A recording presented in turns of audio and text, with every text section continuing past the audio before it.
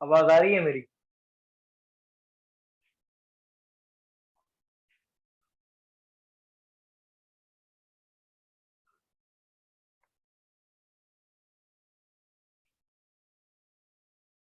आवाज और वीडियो का आवाज और वीडियो में कोई इश्यू तो नहीं है?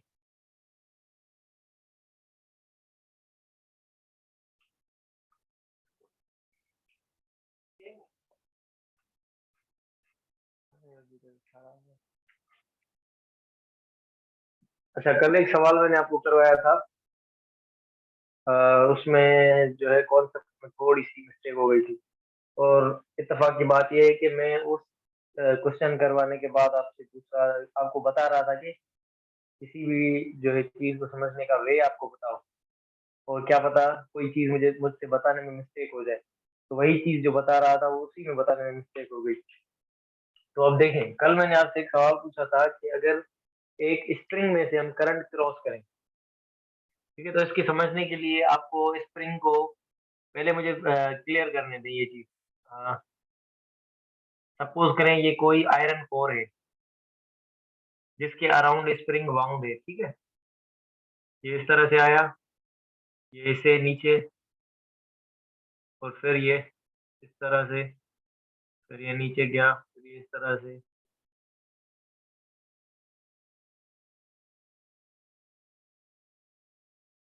और फिर ये नीचे आ गया। सपोज करंट ने एंटर किया यहाँ से, ये यहाँ भी ऊपर, यहाँ भी, यहाँ भी, यहाँ भी।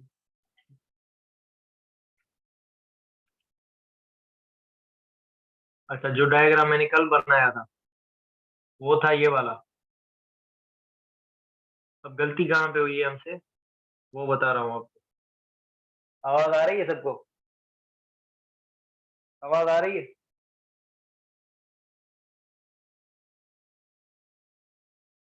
मैसेज करके बता दे, रिएक्शन दे दे, आवाज आ रही है? ओके।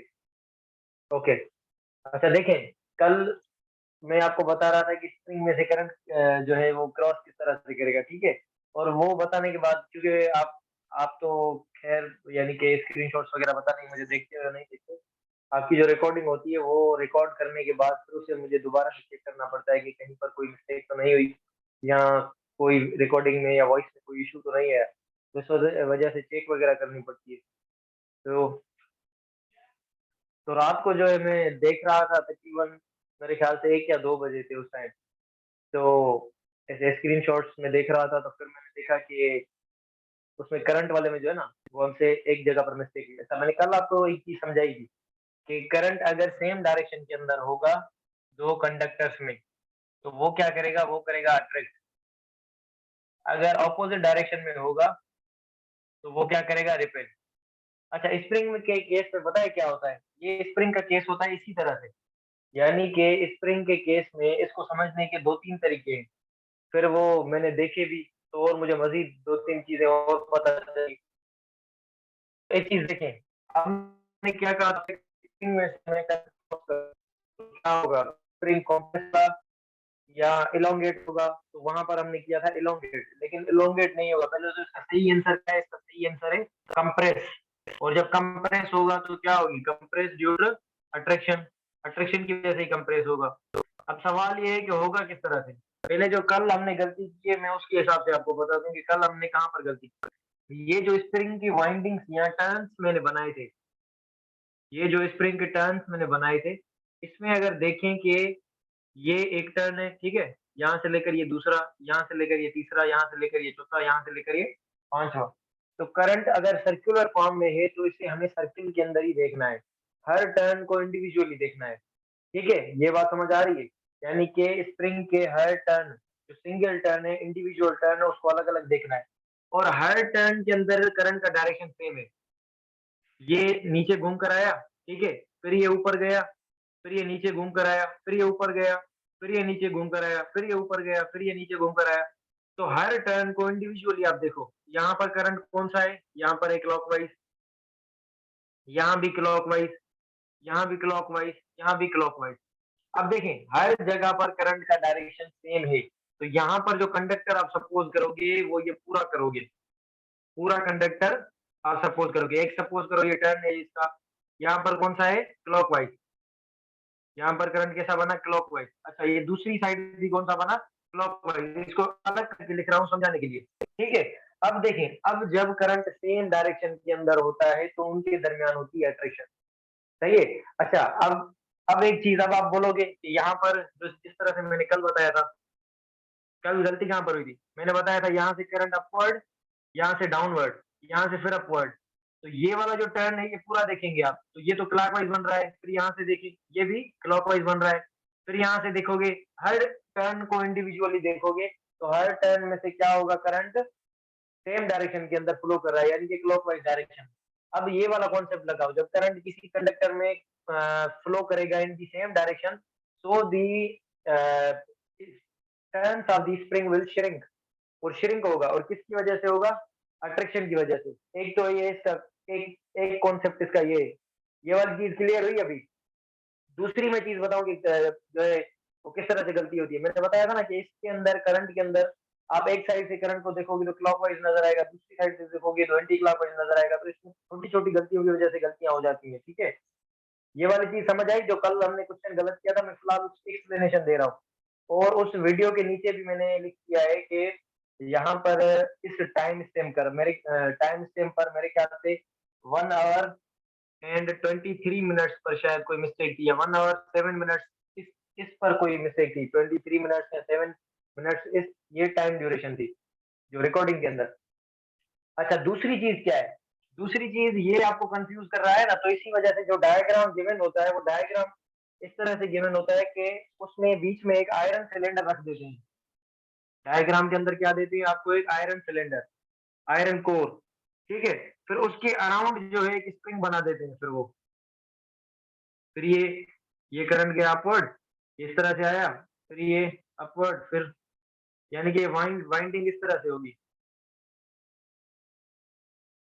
यानी कि ये करंट जा रहा है, और फिर ये जो स्प्रिंग है ये इसके, यानी कि स्प्रिंग के, अगर ये स्प्रिंग मैंने बनाया है ना, इसके बीच के अंदर में कोई आयरन सिलेंडर रखती, तो इसकी जो दूसरी वाली वायरिंग है जो अभी हमें नजर आ रही है, ये वाली वायरिंग नजर नहीं आएगी, जो पिछली साइड है, स्प्रिंग की दो साइड्स होती है ना, अगर मैं स्प्रिंग लेकर आऊं यहाँ से तो एक फ्रंट वाला व्यू नजर आएगा आपको, और उसका बैक वाला व्यू होता है। तो बीच में से जब आयरन सिलेंडर हम पास करते हैं तो उसकी जो प्रीवियस वायरिंग है वो वाइंडिंग है वो हमें नजर नहीं आती, जिसकी वजह से जब आप करंट को देखोगे ना तो करंट आपको सिर्फ एक ही डायरेक्शन के अंदर फ्लो करता दिखाई देगा, सिर्फ एक ही डायरेक्शन के अंदर, यहाँ भी करंट अपवर्ड है, यहाँ भी करंट अपवर्ड है, यहाँ भी करंट अपवर्ड, यहाँ भी करंट अपवर्ड, यहाँ भी करंट अपवर्ड। अब करंट का हर डायरेक्शन सेम है, इसी वजह से इसमें क्या होगी, पहली तो बात तो अट्रैक्शन होगी, और जब अट्रैक्शन होती है, अच्छा ये टाइटली बाउंड नहीं होता, ये लूज होता है, ये टाइटली बाउंड नहीं होगा, यानी कि लूज होगा, अगर टाइटली बाउंड होगा तो इसको कुछ नहीं होगा, सिर्फ अट्रैक्शन होगी लेकिन उस पर इफेक्ट नहीं पड़ेगा, ये लूज होगा, जिसकी वजह से थोड़ी देर के बाद ये जो वायरिंग होगी ना ये क्लोज आ जाएगी, ये अपवर्ड, ये अपवर्ड, ये अपवर्ड, ये अपवर्ड, और ये भी अपवर्ड, यहाँ से हमने करंट को इंसर्ट किया और यहाँ से करंट ने एग्जिट लिया, ये इसके दो तीन कॉन्सेप्ट थे। अच्छा, और इस टर्न्स के दरमियान में छोटे छोटे मैग्नेट्स भी प्रोड्यूस हो जाते हैं, ये इसका तीसरा कॉन्सेप्ट है, लेकिन फिलहाल मेरे ख्याल से इसको समझने के लिए दो ही कॉन्सेप्ट बेहतर है, अगर ये समझ आ गया हो तो, वरना अगर ज्यादा इस पर समझाएंगे तो फिर जो समझा है वो भी भूल जाएंगे आप। फिलहाल के लिए जो मैंने बताया वो आपको क्लियर हुआ कि कल गलती कहाँ पर हुई थी, कल हमने करंट को दोनों जगह पर ऑपोजिट समझ लिया था, हमें क्या करना है, हमें करंट को मैग्नेट के लिए, ये क्वेश्चन मैंने चेक किया था यूट्यूब पर भी इतना एक्सप्लेन नहीं किया हुआ जितना मैंने आपको बताया। यूट्यूब पर आप भले सर्च करना है क्वेश्चन, सर्च करना पहले तो गूगल पर सर्च करोगे तो आपको टॉपर की वेबसाइट खुल जाएगी, उसमें इसकी एक्सप्लेनेशन गिवन है, उसमें सिर्फ इतना लिखा हुआ है current will be in same direction. मेरे दिमाग में जो सवाल आ रहा था कि करंट यहाँ डिफरेंट डिफरेंट डायरेक्शन के अंदर है, तो इसके हिसाब से इलोंगेशन होनी चाहिए, ठीक है। तो फिर मैंने क्या किया, मैंने इसको सर्च किया दोबारा से, बुक्स के अंदर तो ये होते ही नहीं है जो कॉन्सेप्ट, और ये अलग कॉन्सेप्ट है, क्या पता आपके टेस्ट के अंदर आ जाए, तो इससे बेहतर है कि आप इसको समझ लो। फिर मैंने देखा, जब इसको मैंने क्लोजली ऑब्जर्व किया तो मैंने देखा कि हर टर्न के लिए अलग अलग चीज सपोज कर रहा है, ठीक है। दो तीन वीडियो आए 2-3 मिनट की, तो उसमें इतना कोई एक्सप्लेन नहीं था, फिर मैंने इसको देखकर फिर जो है आइडिया लगाया कि ये इस तरह से, फिर ये एक डायग्राम मुझे ये वाली मिल गई, ऐसी डायग्राम मुझे बुक के अंदर नजर आई, ये मेरे ख्याल से आपके सिंटेक्स के अंदर भी ये डायग्राम है, तो फिर मुझे ये जब डायग्राम नज़र आई ना वाइंडिंग की और इसमें ये लाइनें नज़र आई तो फिर मैं समझ गया कि स्प्रिंग के लिए जो करंट होगा वो सेम डायरेक्शन के अंदर होगा और वो कंप्रेस होगा। यानी कि अगर कभी भी सवाल आया कि स्प्रिंग से अगर हम करंट पास करेंगे तो क्या होगा? Spring will compress. अच्छा 2 सवाल होते हैं बेसिकली, ये आपके लेवल के सवाल नहीं है लेकिन फिर भी मैं आपको जनरली बता देता हूँ। एक तो होता है एसी करंट और दूसरा होता है डीसी करंट। अगर डायरेक्ट करंट पास होता है ना स्प्रिंग से तो ही स्प्रिंग कंप्रेस होता है, ये बात याद कर लेना। ये बात निकल के आ गई इसी वजह से बता रहा हूँ। अगर स्प्रिंग में से आप डायरेक्ट करंट डीसी जो होता है, जो अपनी डायरेक्शन चेंज नहीं करता, उसको आप क्रॉस करोगे तभी ये स्प्रिंग कंप्रेस करेगा, ठीक है? अगर एसी करंट पास करोगे ना तो स्प्रिंग ऑसिलेट करेगा, स्प्रिंग ऑसिलेट करेगा, कंप्रेस होगा पहले आपके लिए क्योंकि करंट अपना डायरेक्शन चेंज करेगा इस तरह से और ये इस तरह से। एसी करंट का डायरेक्शन थोड़े टाइम के बाद चेंज चेंज चेंज हो जाता है और डीसी करंट कैसे होता है, डायरेक्ट करंट वो टाइम के साथ अपना डायरेक्शन चेंज नहीं करता। तो अगर आप डीसी करंट लगाओगे, डीसी करंट अगर सॉरी अगर एसी करंट लगाओगे, एसी करंट से क्या होगा कि ये स्प्रिंग क्या करेगा, ऑसिलेट करेगा। ये सवाल कहीं से भी उठाकर दे देते हैं और इन्होंने पास में इंडियन बुक्स से भी सवाल दिए हैं और अभी आपका टेस्ट भी प्रोविंशियल लेवल पर हो रहा है। मोस्ट प्रोबेबली चांसेस है कि आपका टेस्ट जो है एनटीएस कंडक्ट करे और एनटीएस की ये शुरू से खूबी रही है, खूबी बोलो या जो भी बोलो, कि वो क्या करते हैं कि कॉपी पेस्ट करते हैं काफ़ी चीज़ें।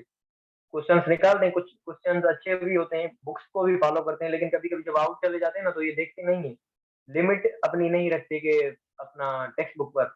मुझे यही डाउट था, इसी वजह से मैं हर चीज़ आपको एक्सप्लेन करता जाता हूँ। जो सिलेबस के अंदर चीज़ नहीं भी होती वो भी आपको बता रहा होता हूँ, क्योंकि ये चीज़ें सिलेबस के अंदर तो है नहीं।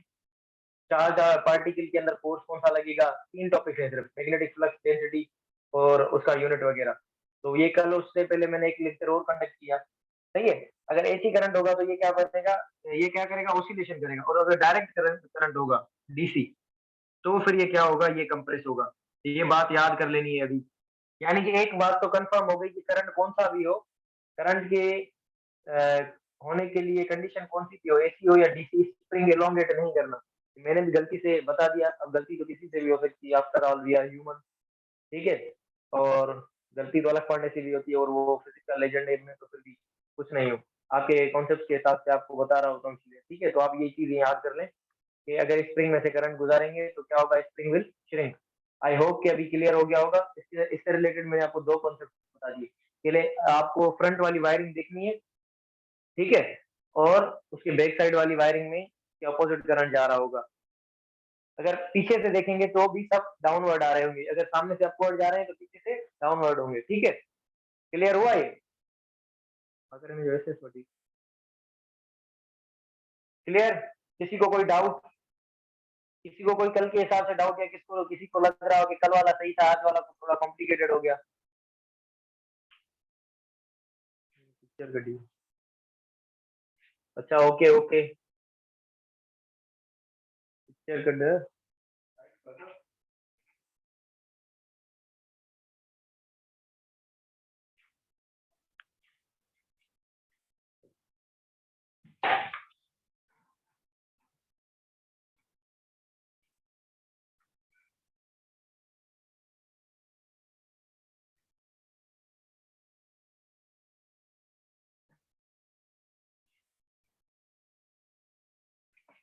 अच्छा आज हम एक दूसरा पोर्शन स्टार्ट करने वाले हैं, दैट इज इलेक्ट्रोमैग्नेटिक इंडक्शन।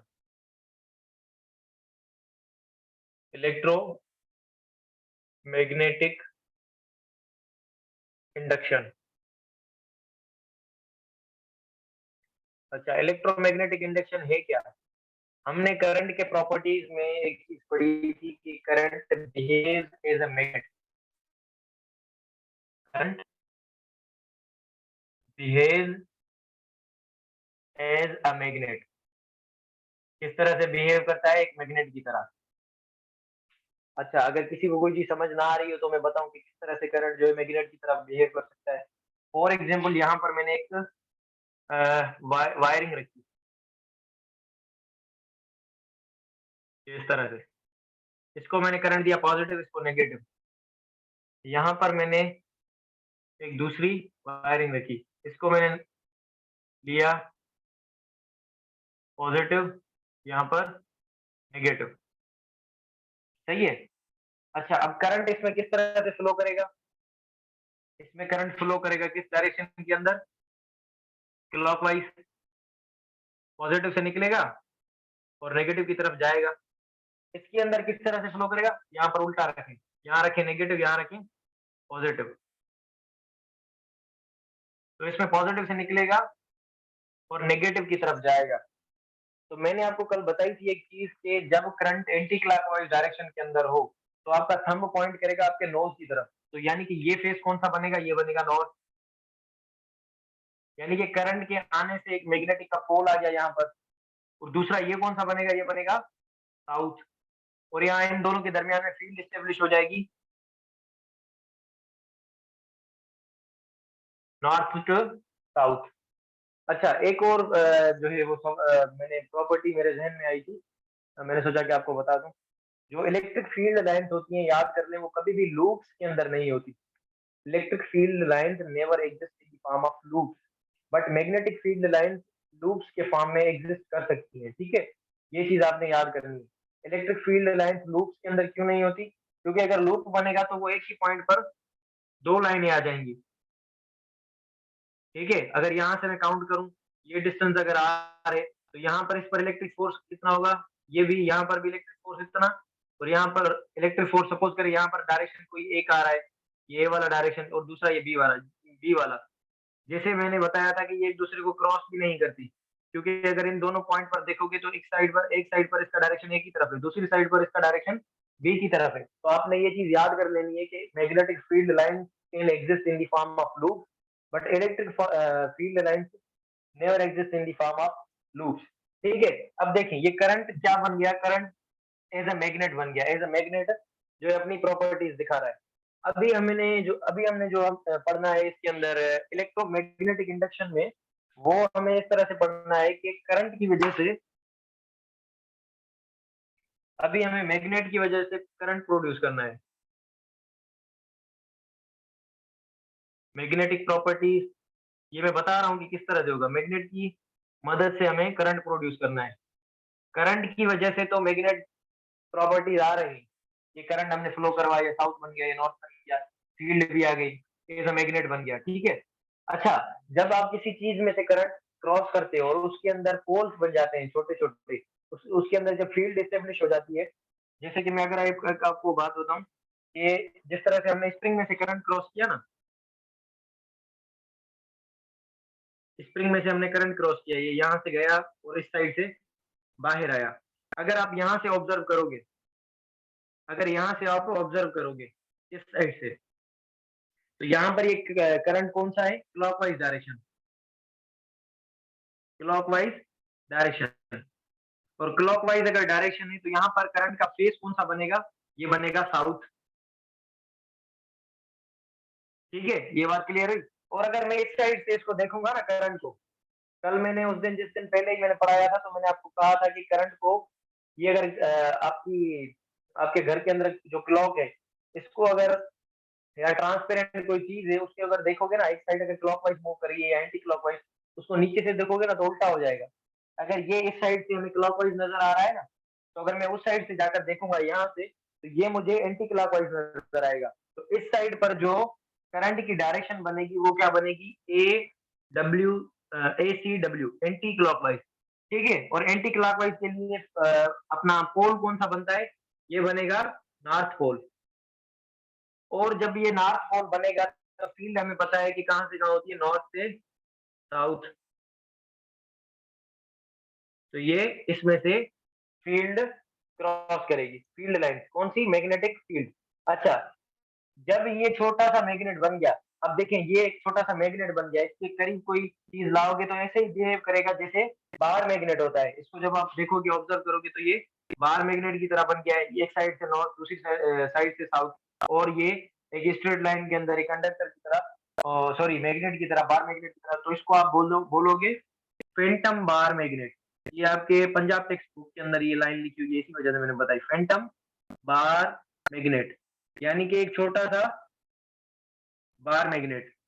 सही है, ये वाली चीज क्लियर हुई। जब आप किसी चीज में से या कॉइल्स में से करंट क्रॉस करोगे, तो जहां से करंट का डायरेक्शन क्लॉकवाइज होगा, वहां पर साउथ पोल बन जाएगा, और जहां पर करंट का डायरेक्शन एंटी क्लॉकवाइज होगा वहां पर नॉर्थ पोल बनेगा, और उन दोनों पोल्स के दरमियान में फील्ड बनेगी नॉर्थ से लेकर जो फील्ड साउथ की तरफ तरफ जाती है। ठीक है, फील्ड कहाँ से कहाँ होती है, नॉर्थ से साउथ की तरफ। तो एक छोटा सा एक मैग्नेट बन जाएगा जिसको हम बोलते हैं Phantom bar magnet.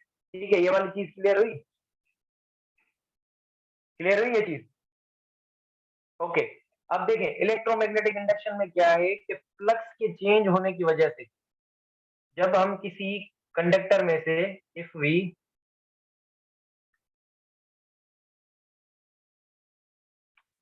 if we change the magnetic flux, if we change the magnetic flux through a conductor,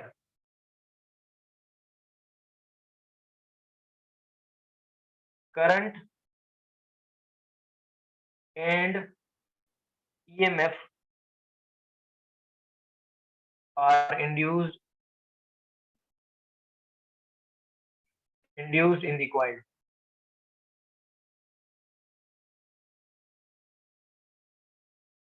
यानी कि जब भी आप किसी कंडक्टर में से मैग्नेटिक फ्लक्स को चेंज करोगे तो क्या होगा, करंट और ईएमएफ प्रोड्यूस हो जाएगा, चेंज लाजमी है।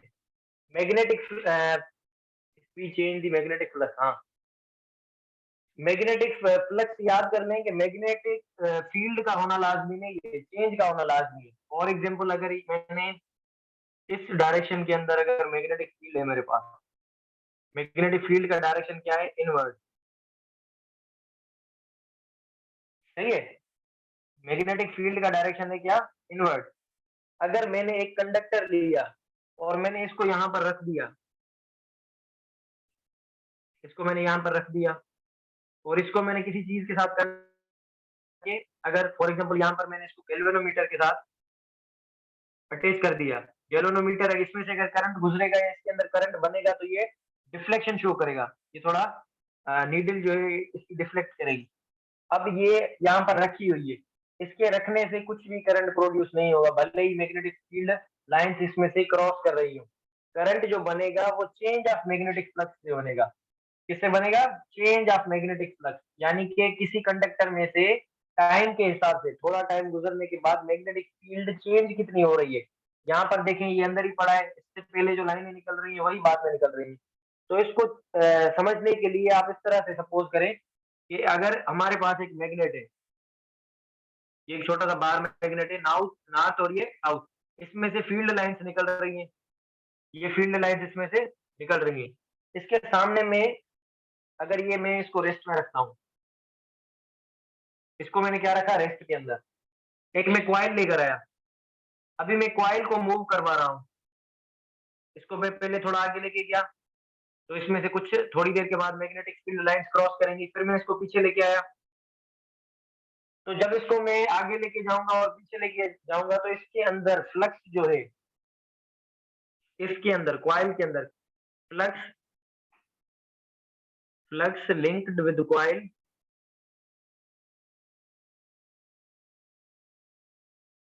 Will change. फ्लक्स क्या है, किसी कंडक्टर में से लाइंस कितनी क्रॉस कर रही है, जब किसी कंडक्टर में से अगर देखें, अगर एक कंडक्टर है उसमें से पहले 10 लाइनें क्रॉस कर रही है, 5 मिनट गुजर गए अभी भी 10 ही लाइनें क्रॉस कर रही है, इसका मतलब ये है कि उसकी फ्लक्स कांस्टेंट है। लेकिन अगर किसी कंडक्टर में से 1 सेकंड के अंदर फ्लक्स लाइन 5 से 10 हो जाती है, इसका मतलब ये है कि उसकी फ्लक्स इंक्रीज कर रही है। अगर 10 से 5 हो जाती है तो भी इसका मतलब ये है कि फ्लक्स चेंज हो रहा है, डिक्रीज हो रहा है। तो ये चेंज लाजमी है, भले मैग्नेटिक लाइन से इंक्रीज हो या भले डिक्रीज हो, लेकिन चेंज लाजमी होना चाहिए। ऐसा नहीं है कि सिर्फ इंक्रीज होने से मैग्नेटिक लाइन जब अंदर आएंगी तो करंट प्रोड्यूस होगा। इसको जब मैं पीछे लेके जाऊंगा ना, पहले ये लाइनें इसके अंदर आई है, जब इसको मैं यहाँ पर लेके आया हूँ इसके फील्ड लाइंस के अंदर, तो करंट प्रोड्यूस होगा, करंट राइज शो करेगा। जब इसको मैं पीछे लेके जाऊंगा तो भी राइज शो करेगा, क्योंकि करंट इंक्रीज हो रहा है। हमने क्या कहा है कि जब किसी कंडक्टर में से हम मैग्नेटिक फ्लक्स को चेंज करेंगे तो करंट और ईएमएफ दोनों दोनों बनेगा। ठीक है, अभी ये चीज समझ आई। अच्छा यहाँ पर देखिए, यहाँ पर ये कांस्टेंट फ्लक्स के अंदर मौजूद है, कांस्टेंट मैग्नेटिक फील्ड है, इस तरह से भी लिख सकते हो, constant magnetic field and conductor at rest, ये रेस्ट के अंदर है, तो इसके अंदर तो कुछ नहीं बनेगा, सही है।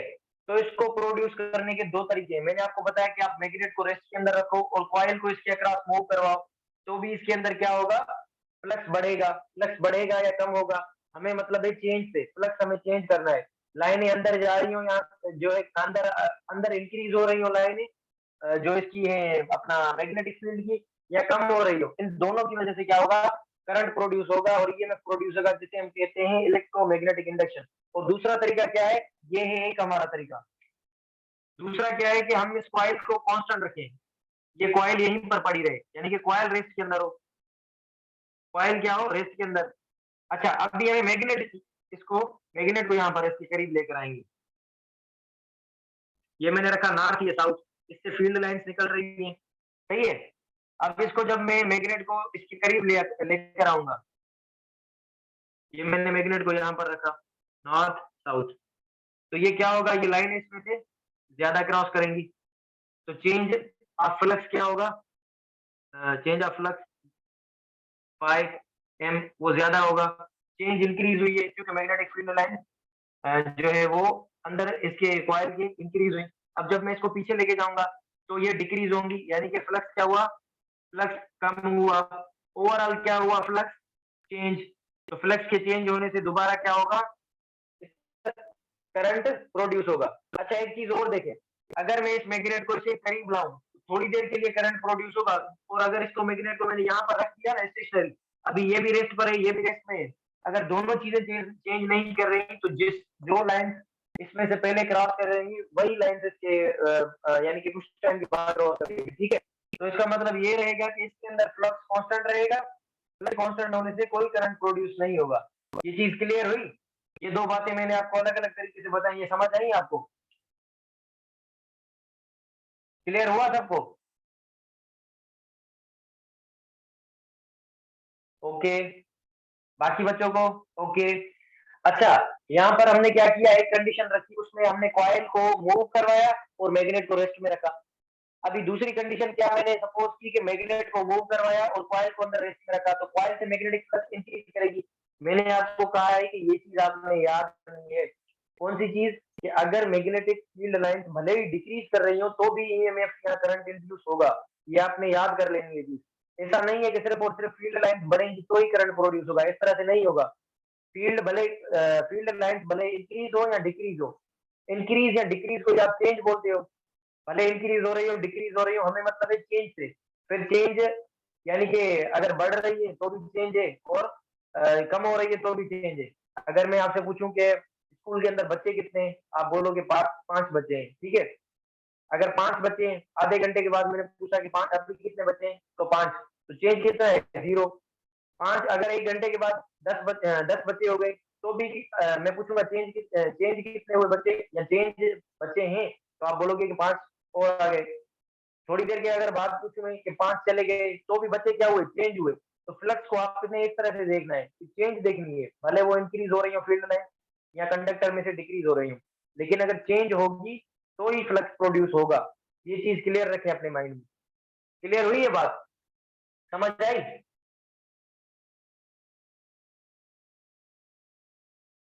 आई होप के क्लियर होगा सबको। थोड़ी तीसरी कंडीशन भी है इसकी, इकोनॉमिक वाला है ना, आपको।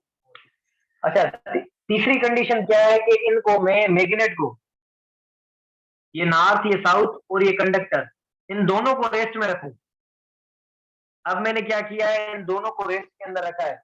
अभी फ्लक्स कैसे, अभी अगर मुझे फ्लक्स चेंज करना हो तो मैं किस तरह से करूंगा, अगर मुझे मैग्नेटिक इसमें से ये लाइनें क्रॉस कर रही है नॉर्थ से, और ये वाला रेस्ट में, अभी ये दोनों रेस्ट में है, तो इसके अंदर पहले तो इस मूवमेंट पर बताएं कि फ्लक्स इसके अंदर यानी ये ईएमएफ प्रोड्यूस होगा, करंट यहाँ इलेक्ट्रोमैग्नेटिक इंडक्शन इसके अंदर होगी, ये दोनों रेस्ट के अंदर है।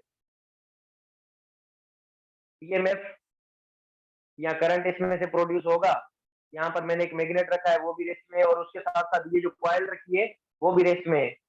तो मुझे ये बताएं कि इसके अंदर करंट या ईएमएफ प्रोड्यूस होगा, इलेक्ट्रोमैग्नेटिक इंडक्शन इसके अंदर होगी या नहीं होगी। सिंपल सवाल है, बिल्कुल अभी बताया है थोड़ी देर पहले।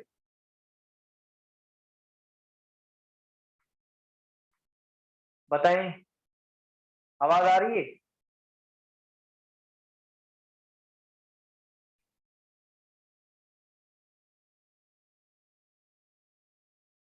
किसी को नहीं आ रहा है क्या? सिंपल सवाल है, अगर रेस्ट के अंदर ये मैग्नेट अपना मैग्नेट भी रेस्ट के अंदर है, कॉइल भी रेस्ट के अंदर है, तो इसके अंदर ईएमएफ इंड्यूस होगा या नहीं होगा? ईएमएफ और करंट। अच्छा देखें, सिंपल है बिल्कुल। अब देखें ना, इसके से कॉइल के अंदर से जो लाइनें निकल रही हैं वो कांस्टेंट है, क्योंकि ना ये मूव कर रहा है, या ना ये आगे आ रहा है, ना ये पीछे जा रहा है। तो जितनी कॉइल में से पहले लाइनें निकल रही है मैग्नेटिक लाइन, उतनी बाद में निकलेंगी। तो चेंज कितना है? जीरो। तो इसके अंदर करंट जो बनेगा वो जीरो बनेगा फिलहाल। अच्छा, अभी हमने तीसरी कंडीशन समझनी है कि तीसरी कंडीशन कौन सी है जिसकी वजह से हम इलेक्ट्रोमैग्नेटिक इंडक्शन कर सकते हैं। एक कंडीशन तो ये है, कॉइल को मूव करवाओ, मैग्नेट को रेस्ट के अंदर रखो। दूसरी ये है कि कॉइल को रेस्ट में रखो, मैग्नेट को मूव करवाओ। तीसरी कंडीशन ये है कि दोनों को रेस्ट के अंदर रखो, और ये वाला जो कॉइल है इसकी आप एरिया बढ़ाओ, एरिया इसकी बढ़ा लो। यानी कि इसको, ये छोटा सा है, इसको आप कॉइल जो है इसको बड़ा कर दो। इसकी एरिया क्या है? कम। इसकी एरिया क्या है? ज्यादा। जब आप इसकी एरिया बढ़ाओगे, ये अगर कॉइल है, फॉर एग्जाम्पल अगर ये कॉइल है, इसको अगर एरिया को बढ़ाओगे यानी कि इसको स्ट्रेच करोगे सपोज, तो ये क्या होगा? इसकी एरिया बढ़ेगी। जब ये एरिया बढ़ेगी तो इसमें से लाइनें ज्यादा क्रॉस करेगी, मैग्नेटिक लाइंस इसमें से ज्यादा क्रॉस होंगी, और मैग्नेटिक लाइंस के ज्यादा क्रॉस होने की वजह से इसके अंदर फ्लक्स चेंज हो जाएगा। फ्लक्स जब चेंज होगा तो हमारा करंट और अपना ईएमएफ इंड्यूस हो जाएगा। ये वाली चीज क्लियर हुई? पहले वाला केस जो मैंने पूछा था बिल्कुल यही था। इसमें क्या था?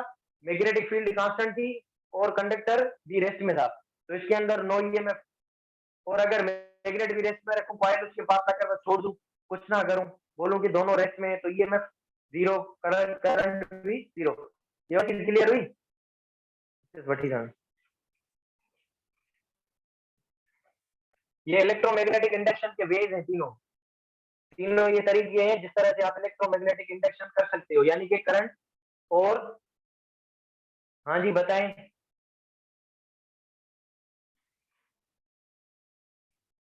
कुछ पूछना है आपने? हाँ, थर्ड कंडीशन रिपीट करो। थर्ड कंडीशन ये है कि पहली दोनों कंडीशन में, पहली कंडीशन सुने। पहली कंडीशन में मैंने क्या बताया? मैग्नेट को मूव करवाया, अपना कॉइल रेस्ट पर थी। दूसरी कंडीशन जो है वो मैंने क्या किया कि, अच्छा पहली कंडीशन क्या है? मैग्नेट रेस्ट में, कॉइल को मूव करवाया। दूसरी क्या है कि कॉइल रेस्ट में और मैग्नेट को मूव करवाया। तीसरी कंडीशन में मैंने दोनों को रेस्ट के अंदर रखा है। अभी मुझे फिर भी फ्लक्स चेंज करनी है, तो फ्लक्स में किस तरह से चेंज करूंगा? जो कॉइल है उसका एरिया इंक्रीज कर दूंगा।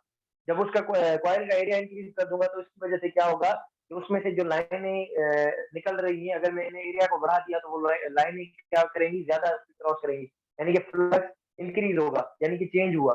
और अगर इस कॉइल को मैं छोटा कर दूं, इसकी एरिया को मैं कम कर दूं, तो भी लाइनें क्रॉस करना कम हो जाएंगी। तो इसके अंदर फिर से क्या होगा कि मैग्नेटिक फ्लक्स चेंज होगी, और उसकी वजह से क्या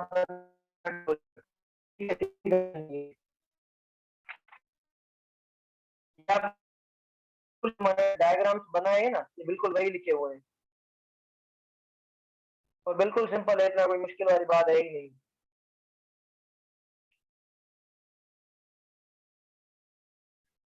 सही है। राव क्लियर हुआ आपको अभी?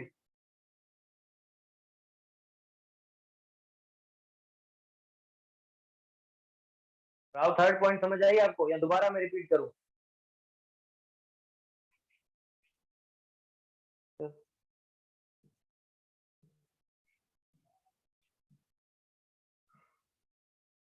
Okay okay good.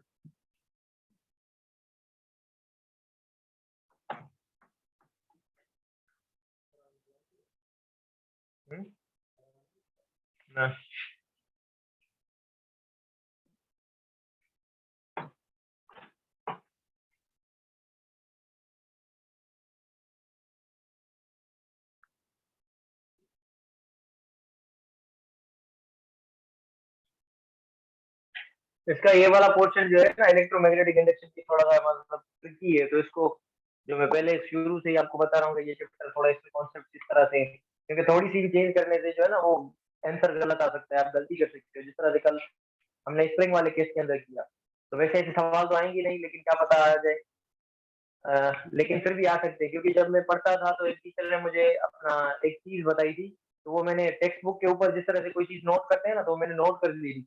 वो ना तो सिंध के अंदर थी, ना पंजाब के अंदर थी, ना यानी कि किसी भी टेक्स्ट बुक के अंदर वो नहीं लिखी हुई थी। तो जब मैंने टेस्ट दिया था अपना, तो उसके अंदर वो चीज उन्होंने पूछी थी। तो तभी तो सिलेबस भी हम सिंधी पढ़ते थे, इतना कोई चेंज नहीं करते थे। तो जो चीजें कभी कभी हम देखते हैं ना, तो क्या पता वो पूछ भी सकते हैं, ठीक है। और कॉमन टेस्ट वगैरह के अंदर ये सवाल आपको प्रैक्टिस करवाए जाते हैं इसी वजह से, ताकि आपकी जो है लेवल वो थोड़ी अपग्रेड हो, और अगर एग्जाम के अंदर आ जाए ये सवाल तो आप कर लो। वैसे भी मैं आपको इतना डीप के अंदर चीजें नहीं बताता, कॉम्प्लेक्स चीजें मैं नहीं करता। मैं वैसे भी आपको जो चीजें बताता हूँ कॉम्प्लेक्स को सिंपल करके बताता हूँ, ताकि आपके माइंड में चीजें बैठ जाए। जो कॉन्सेप्ट मेरे दिमाग में है वही अगर आपके दिमाग के अंदर कॉन्सेप्ट आ गया, तो इट मीन्स के जो चीजें मैं बता रहा हूँ वो इफेक्टिव है, यानी कि काम कर रही है। अगर कॉन्सेप्ट जो मेरे जहन के अंदर है वो आपके जहन के अंदर नहीं आ रहा, तो इट मीन्स के मेरी टीचिंग का कोई फायदा नहीं है, ठीक है। तो अच्छा, अब दूसरा एक टॉपिक है।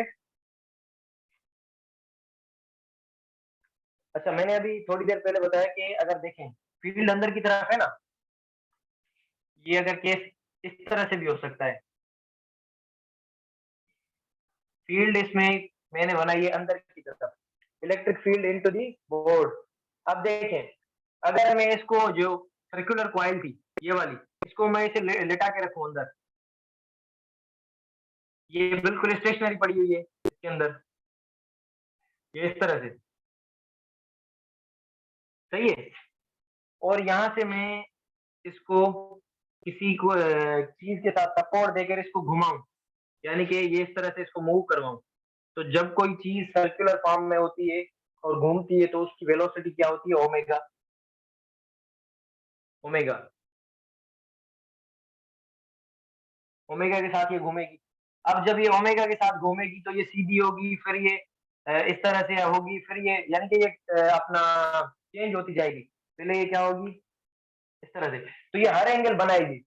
एक केस है, मैंने आपको बताया था ना, जिस तरह से एक सरफेस हमने रखा था मैग्नेटिक सर्किट, पहले पैरेलल था, फिर 90 पर हुआ, फिर पैरेलल, फिर 90। तो इस तरह से। अच्छा, अब देखें, जब इसमें मैक्सिमम लाइन, अब जब ये घूमेगी तो कभी कभी इसमें से कोई फ्लक्स यानी कि कोई मैग्नेटिक लाइन क्रॉस ही नहीं करेंगी, और कभी ये इस तरह से हो जाएगी कि इसमें से बहुत सारी मैग्नेटिक लाइंस क्रॉस होंगी। तो इसका मतलब ये होगा कि जब ये घूमती रहेगी, तो इसका मतलब ये होगा कि इसके अंदर फ्लक्स चेंज होता रहेगा जब ये घूमेगी। when it moves flux through coil changes, flux through coil changes, it produces EMF। वो क्या बनाएगी? EMF बनाएगी, या इलेक्ट्रिक करंट बनाएगी। सही है, ये वाली चीज समझ आई? बिल्कुल सिंपल चीज है। सर्कुलर फॉर्म में कॉइल घूमेगी, वेलोसिटी होगी ओमेगा, कभी ये बिल्कुल सीधी बनेगी, तो मैग्नेटिक फील्ड लाइन इसमें से ज्यादा, एक सपोज करें ना इस तरह से मैग्नेटिक लाइन है, अब लाइन अंदर की तरफ जा रही है। जब ये सीधी हो गई कॉइल, तो इसमें से मैक्सिमम लाइन अंदर की तरफ गई। और जब ये इस तरह से हो गई स्टेशनरी जैसे मैंने बनाई है, तो इसमें से कोई मैग्नेटिक लाइन क्रॉस नहीं करेगी, तो फ्लक्स जीरो। फिर ये ऐसे सीधी हो जाएगी, क्योंकि ये घूमती रहेगी, तो फिर ये सीधी होगी, तो फिर इसमें से मैक्सिमम लाइन। तो फ्लक्स हर टाइम के बाद चेंज होगा। तो हमें फ्लक्स चेंज ही तो चाहिए, जिसके लिए हम ईएमएफ प्रोड्यूस कर रहे हैं या करंट प्रोड्यूस करते हैं। तो इलेक्ट्रोमैग्नेटिक कंडीशन, ये भी इसका फोर्थ केस आप सपोज कर सकते हो। ठीक है, ये वाली चीज क्लियर हुई, समझ आई आपको?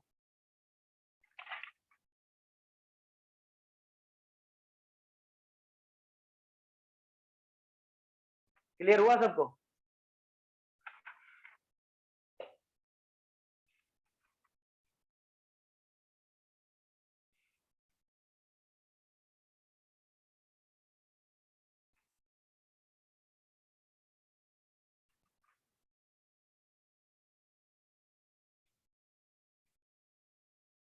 अच्छा, एक है दूसरा अपना, ये आपके बुक के अंदर एक डायग्राम है, क्योंकि आप बुक के डायग्राम देखोगे ना तो फिर कंफ्यूज होगे, इसी वजह से मैं बना रहा हूँ।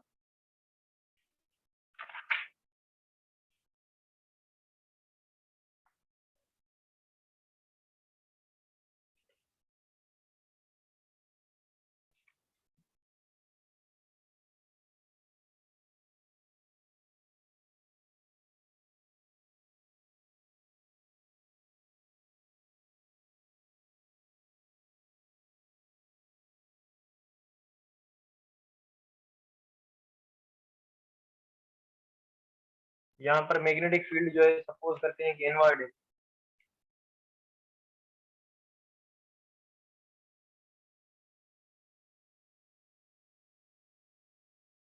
ठीक है। और हमारे पास एक ये कंडक्टर है एल,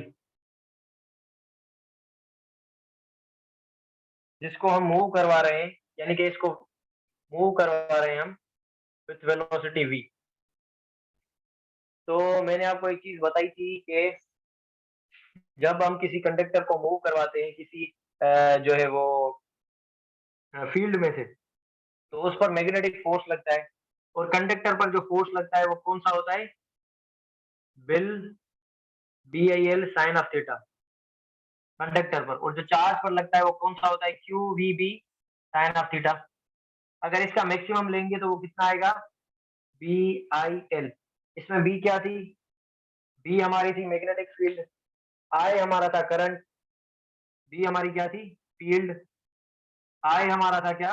करंट, और एल क्या था? लेंथ वेक्टर, लेंथ वेक्टर, जो ये यहाँ पर है।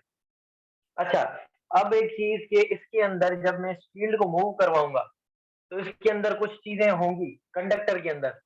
कंडक्टर के अंदर क्या होगा? अगर इस कंडक्टर को मैं बड़ा करके बनाऊं, तो हमने पढ़ा है जब फील्ड अंदर की तरफ हो, हमने क्या पढ़ा है? जब फील्ड अंदर की तरफ हो और वेलोसिटी इस डायरेक्शन के अंदर हो। अब देखें फील्ड क्या है? इनवर्ड। एक चीज देखें यहाँ पर, फील्ड इनवर्ड, वेलोसिटी, वेलोसिटी इस डायरेक्शन के अंदर है ये। तो फोर्स कहाँ लगेगा? अब देखें फील्ड अंदर, फिंगर्स आप अपनी बोर्ड के अंदर रखें, और ये वाला थंब, वेलोसिटी इस डायरेक्शन के अंदर है। तो थंब क्या अपना पाम क्या वहां पर फेस कर रही है? अपवर्ड। तो इस पर जो फोर्स लगेगा वो कहाँ लगेगा? अपवर्ड। लेकिन फोर्स लगेगा किस चीज पर? ये कंडक्टर पर या किसी और चीज पर?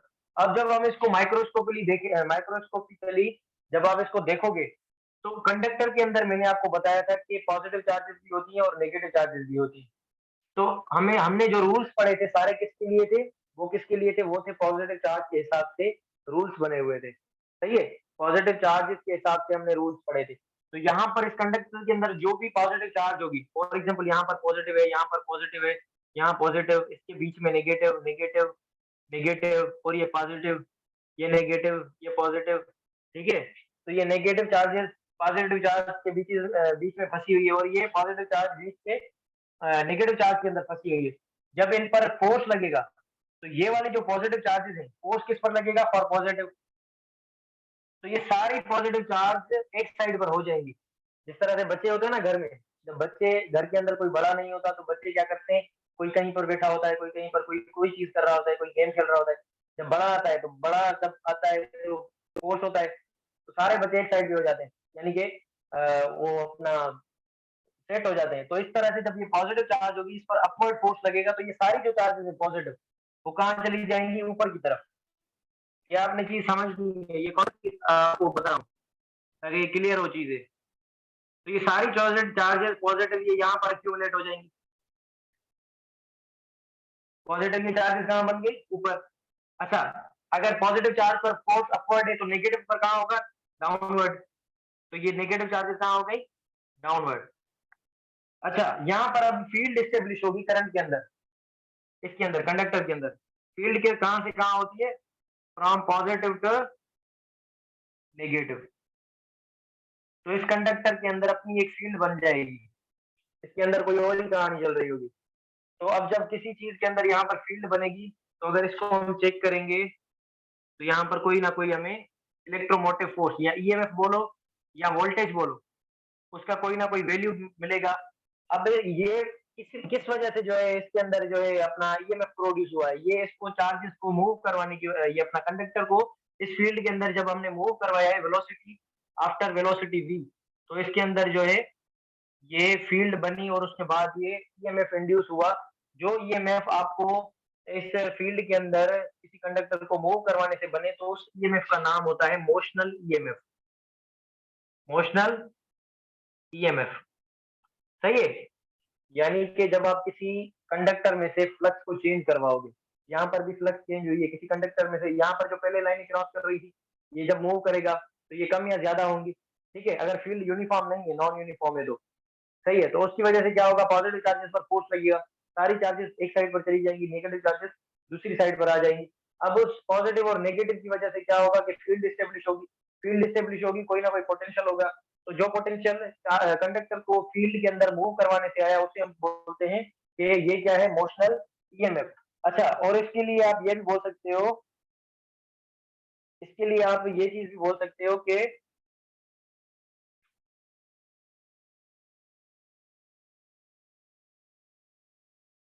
यहाँ पर यहाँ पर इस तरह से आप इसको कह सकते हो कि यहाँ जो पॉजिटिव चार्जेस थी, ये रैंडम थी, और फोर्स के बाद क्या हुआ कि सारी चार्जेस एक साइड पर हो गई पॉजिटिव, और दूसरी नेगेटिव चार्जेस एक साइड पर हो गई। अच्छा, जो कंडक्टर की लेंथ पर फोर्स लगता है वो कितना होता है? कंडक्टर की लेंथ पर फोर्स लगेगा वो कितना होगा? BIL sine of theta. Sine theta क्या होता है, किसके दरमियान एंगल होता है? मैग्नेटिक फील्ड और वेलोसिटी के साथ। अब वेलोसिटी इस तरफ है, मैग्नेटिक फील्ड अंदर की तरफ है, तो इन दोनों के दरमियान में एंगल कौन सी है? 90। तो फोर्स कितना बनेगा? ये बनेगा बिल बी आई एल, यानी कि मैक्सिमम फोर्स बनेगा, सही है? और इसके अंदर आपने पढ़ा होगा, यानी कि अगर हर चार्ज पर जो फोर्स लग रहा है, अगर मैं वो लिखूं, Q V B is equals to, अगर मैं इलेक्ट्रिकल फोर्स और मैग्नेटिक फोर्स दोनों को बराबर रख लूं, Q V B is equals to Q E, तो यहाँ पर क्यू से क्यू खत्म हो जाएगा, तो ई हमें बराबर मिलेगी किसके? V into B. यहाँ पर वी पोटेंशियल है, सॉरी वी वेलोसिटी है, ये चीज याद रखना, सही है? अगर वेलोसिटी, आप मैग्नेटिक फील्ड को वेलोसिटी के साथ मल्टीप्लाई करोगे तो इलेक्ट्रिक फील्ड आएगी, ये एक रिलेशन है, ये आप याद कर लें, सही है? इतना समझ आया? अगर इतना समझ आ गया हो तो हम आगे चले। आगे इसका मोशनल ईएमएफ का एक फॉर्मूला है, वो मुझे बताना है इसके रिलेशन से, तो थोड़ा ही है। क्लियर हुआ? किसी को कोई प्रॉब्लम हो तो मुझसे पूछ सकता है। अगर ने जो इससे वटी से बोल रहा है, क्लियर हुआ सबको? ये वाली चीज समझ आई कि चार्जेस जो है डिफरेंट डायरेक्शन के अंदर गई, फिर इनके अंदर एक फील्ड एस्टेब्लिश हुई, और उसके साथ हमने कंडक्टर को मूव करवाया। इमोशनल ईएमएफ की डेफिनेशन यहाँ पर मोशनल ईएमएफ की आप डेफिनेशन इस तरह से लिख सकते हो कि EMF induced in a conductor, conductor में ईएमएफ इंड्यूस हुआ, किसकी वजह से EMF induced in a conductor? When it is moved, when it is moved through magnetic field. अच्छा, और ये मूव इस तरह से करेगा कि ये फील्ड को कट करे, जैसे कि ये फील्ड अंदर की तरफ है और ये मैग्नेटिक फील्ड अपना कंडक्टर इस तरह से मूव कर रहा है कि ये कट करे, यानी कि दोनों जो है वो कि कोई ना कोई एंगल हो, ऐसा ना हो कि जिस डायरेक्शन में फील्ड हो उसी डायरेक्शन में कंडक्टर को मूव करवाएं तो कुछ नहीं होगा, कोई ईएमएफ नहीं बनेगा, क्योंकि फ्लक्स ही चेंज नहीं होगी, फ्लक्स चेंज नहीं होगी तो कहाँ से ईएमएफ बनेगा? ये वाली डेफिनेशन किसके लिए है? Motional EMF. जो बच्चे नोट करते हैं वो इस डेफिनेशन को नोट कर लें, यही डेफिनेशन पंजाब टेक्स्ट बुक के अंदर लिखी हुई है। कॉन्सेप्ट भी मैंने आपको बताया कि इसके अंदर क्या है, बाकी इसकी डेरिवेशन है।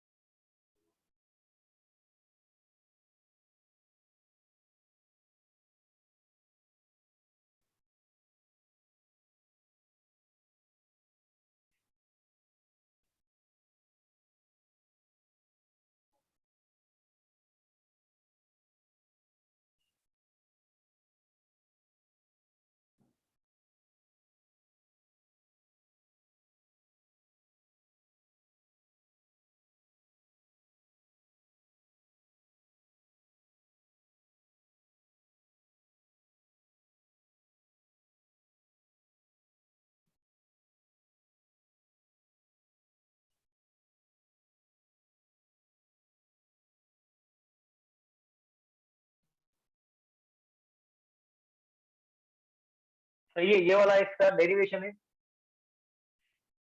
डेरिवेशन वैसे करवानी नहीं थी, लेकिन इसके लिए मैंने सोचा कि आपको बता दूं, क्योंकि इसके अंदर जो दो कॉन्सेप्ट है ना, कि आप मिक्स ना कर दो चीजों को। हमने क्या बताया कि कंडक्टर को जब किसी फील्ड से कट करेंगे, यानी कि उसको परपेंडिकुलर मूव करवाएंगे, तो उसके अंदर एक ईएमएफ जनरेट होगा।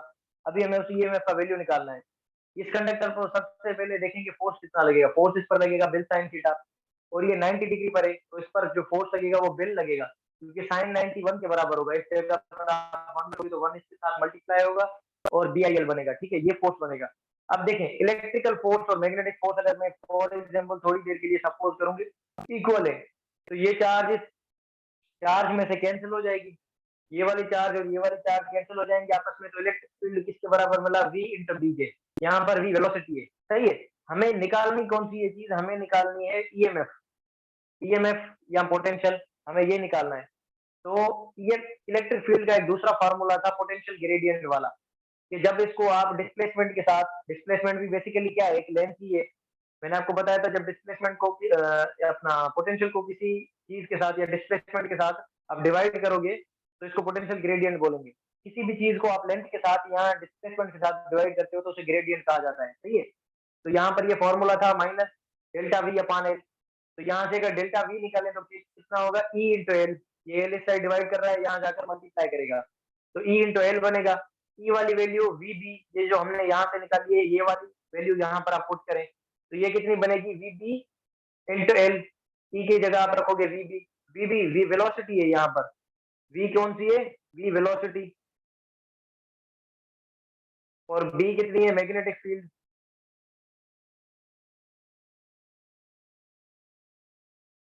और एल कितनी है?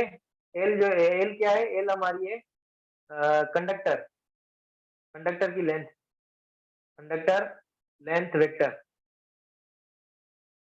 क्लियर हुई ये चीज? ये फॉर्मूला बिल्कुल बिल्कुल सिंपल है। अच्छा, यहाँ पर जो हमें वैल्यू मिलेगा वो मिलेगा VDL, और यहाँ पर डेल्टा भी किसके हम बराबर लेंगे? ईएमएफ के, क्योंकि ये मोशनल ईएमएफ के लिए हम चीज निकाल रहे हैं। पोटेंशियल या ईएमएफ थोड़ा फर्क है बस। सही है।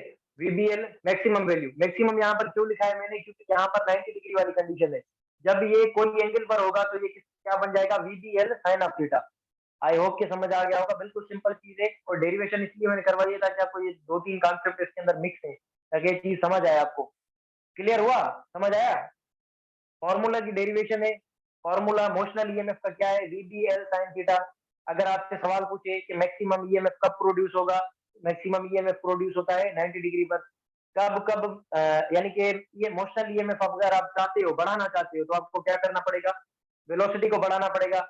यानी कि इसको अगर मैं जल्दी घुमा रहा हूँ, मैग्नेटिक फील्ड और लेंथ ट्रांसफर है, और दूसरा एक कंडक्टर है, उसको स्लो घुमा रहा हूँ, तो जिसको मैं जल्दी घुमा रहा हूँ उसकी वेलोसिटी ज्यादा, तो मोशनल ईएमएफ उसका ज्यादा। जहां पर मैग्नेटिक फील्ड स्ट्रांग होगी वहां पर मोशनल ईएमएफ ज्यादा। जितनी लेंथ बड़ी कंडक्टर की, उतना है मोशनल ईएमएफ ज्यादा। इन चीजों पर डिपेंड करता है। Angle of the conductor with magnetic field, इस पर भी डिपेंड करता है। सॉरी, एंगल ऑफ कंडक्टर बोलो या angle of velocity, angle of velocity और अपना मैग्नेटिक फील्ड, इस पर भी डिपेंड करता है। सही है। ये वाली चीज क्लियर हुई? बिल्कुल सिंपल कॉन्सेप्ट था, बस थोड़ा इसके अंदर ये कंडक्टर वाला केस था कि इसके अंदर फील्ड एस्टेब्लिश हो जाएगी जिसकी वजह से करंट प्रोड्यूस हो रहा है। बाकी आपको अगर कोई बताता तो इस तरह से बताता कि डेफिनेशन बताता, लेकिन इसके अंदर माइक्रोस्कोपिकली जो चीजें देखोगे ना आप, तो आपके जो है कॉन्सेप्ट क्लियर होंगे। तो अभी ये मोशनल ईएमएफ वाला केस जरूरी नहीं कि गिवन हो। अगर आपसे पूछे, सवाल पूछे कि मैंने जो फोटो कौन कर रही है भगत, इससे बटी देने जो कौन कर रही है, एक सवाल मैं लिखता हूँ बोर्ड पर, फिर आपसे उसका, अभी मैंने टॉपिक पढ़ा है तो इससे रिलेटेड ही सवाल है, आप देखोगे ऐसे सवाल।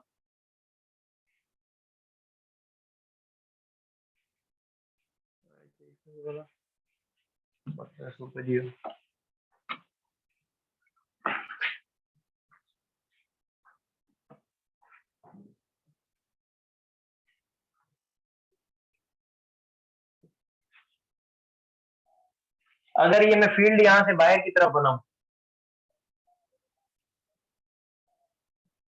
अगर मैं इलेक्ट्रिक फील्ड बाहर की तरफ बनाऊं, सही है, और यहाँ से मैं अपना मैग्नेट अपना कंडक्टर मूव करवा रहा हूँ कोई, कंडक्टर की लेंथ कितनी है? इस साइड को मैंने नाम दिया ए, इसको मैंने नाम दिया बी। वेलोसिटी इसकी किस डायरेक्शन में है? इस डायरेक्शन के अंदर। अगर मैं आपसे सवाल पूछूं, if conductor is moved through magnetic field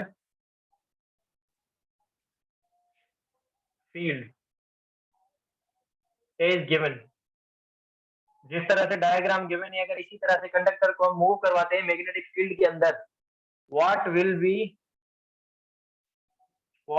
be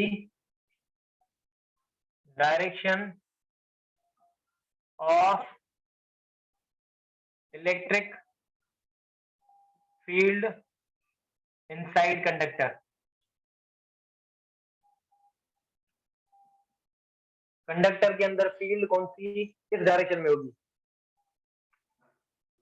option A अगर लिखें A to B, option B from B to A, option C along velocity, option D अगर लिखूं मैं तो ये नन। हाँ भाई, क्या होना चाहिए इसका? अगर कंडक्टर को हम मूव करवा रहे हैं इस तरह से, अगर कंडक्टर को हम मूव करवा रहे हैं इस तरह से, तो उस पर जो फोर्स लगेगा, मैग्नेटिक फोर्स, पहले तो वो निकालें, तो इसकी वजह से फील्ड जो इस कंडक्टर के अंदर बनेगी वो किस डायरेक्शन के अंदर बनेगी?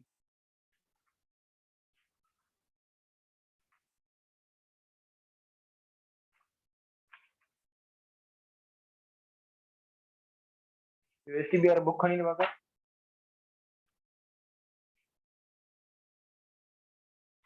इसकी भी यार बुक खड़ी नहीं। अच्छा, यहाँ पर देखें, किसी को आ रहा है समझ ये सवाल? पिछले वाले टॉपिक से रिलेटेड है, अगर आप ट्राई करें तो फिर बताएं, तभी मैं एक चीज देखूं और इसमें से क्या क्या चीजें हमने कर ली हैं, बस क्या बचा है इसके अंदर। इसका क्या होना चाहिए? ऑप्शन कौन सा होना चाहिए इसका? पिछले वाले कॉन्सेप्ट पर, जो मोशनल ईएमएफ हमने पढ़ा है उसी कॉन्सेप्ट के ऊपर है ये सवाल।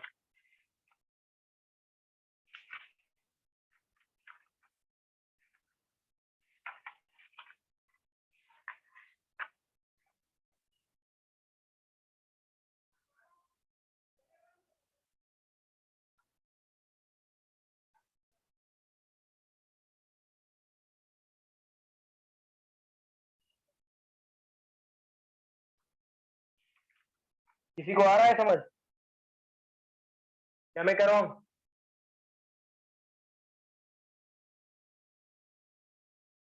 मैं कर रहा हूँ या आपको समझ आ रहा है?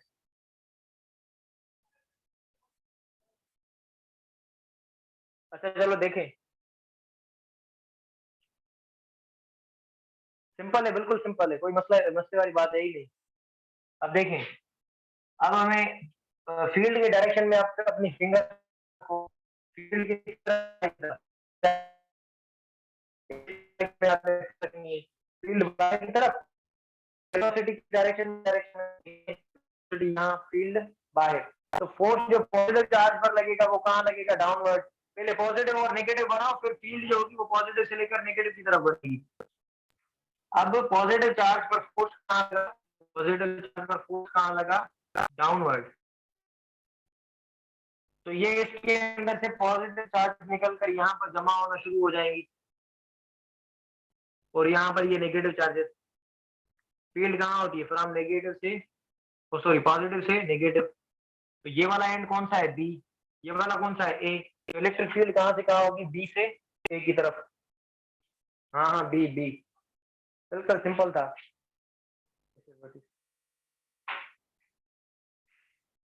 मुझे वांट टू सी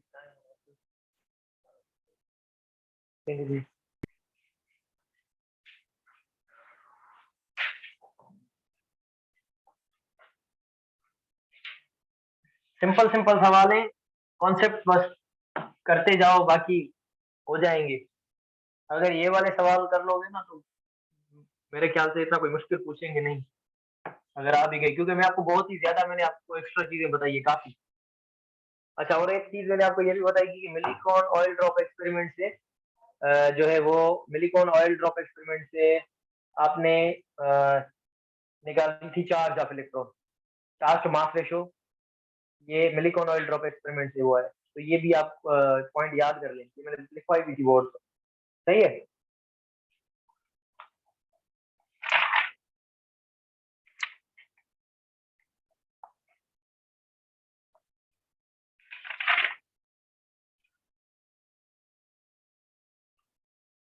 अच्छा, एक है आपके सिलेबस के अंदर Faraday's law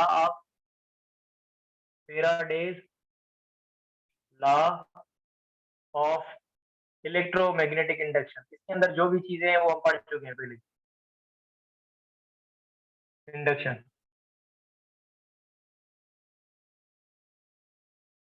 Faraday's law of electromagnetic, आवाज हटो, Faraday's law of electromagnetic induction, इस लॉ के अकॉर्डिंग ईएमएफ जो प्रोड्यूस होगा वो तब तक प्रोड्यूस होगा जब किसी कंडक्टर में से फ्लक्स की चेंज होती रहेगी।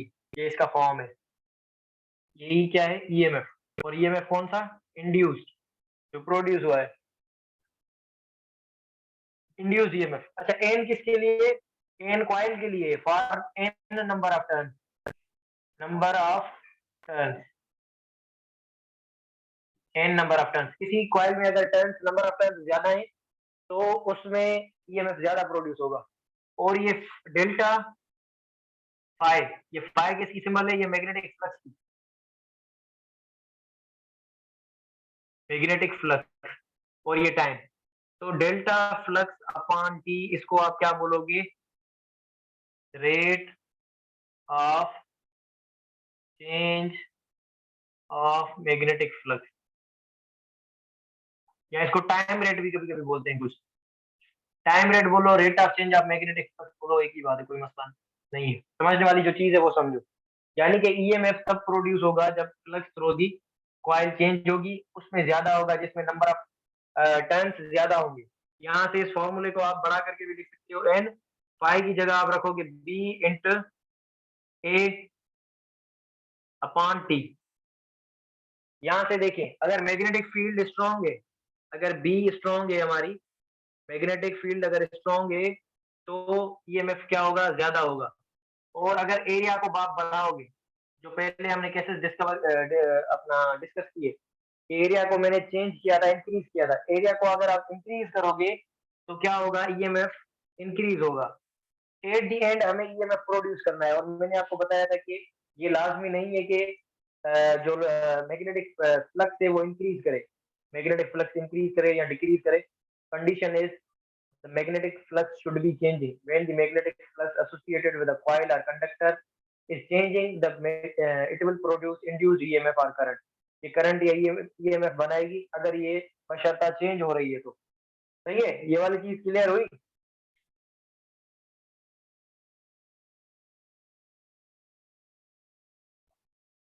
एवरेज, इसको अगर मैं लिखूं तो इसको मैं इस तरह से लिख सकता हूँ, average induced EMF is equal to, इस मैथमेटिकल फॉर्म को ही हमें एक्सप्लेन करना है बस। एवरेज इंड्यूस्ड ईएमएफ कौन सा, ये ई वाला, average induced EMF is equal to negative